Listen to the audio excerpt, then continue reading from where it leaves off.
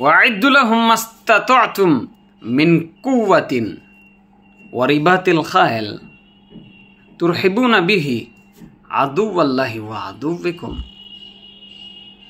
যারা আয়াতটা শুনলেন তাদের অনেকেই হয়তো বুঝেন নাই, এবং যারা জঙ্গি সন্ত্রাসী তারা এর ভুল অর্থ বুঝেছেন, এবং যারা শিথিলপন্থী এবং যারা দুনিয়া পূজারী, পেট পূজারী, ইসলামের লেবাসধারী তারাও ভুলভাবে বুঝেছেন।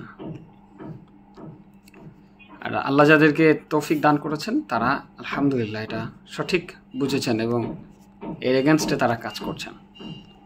আপনি কোন দলে?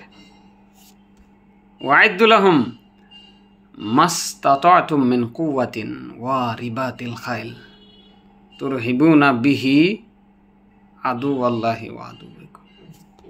এই আয়াত কোরআনের মধ্যে আছে, এটা স্থগিত হয় নাই। আপনি কি আয়াতটা বাস্তবায়ন করছেন নিজের জীবনে? আসুন পবিত্র কোরআন ও সহিহ হাদিসের আলোকে জীবন গড়ি। সকল বিধান বাতিল করো, ওয়াহির বিধান কায়েম করো।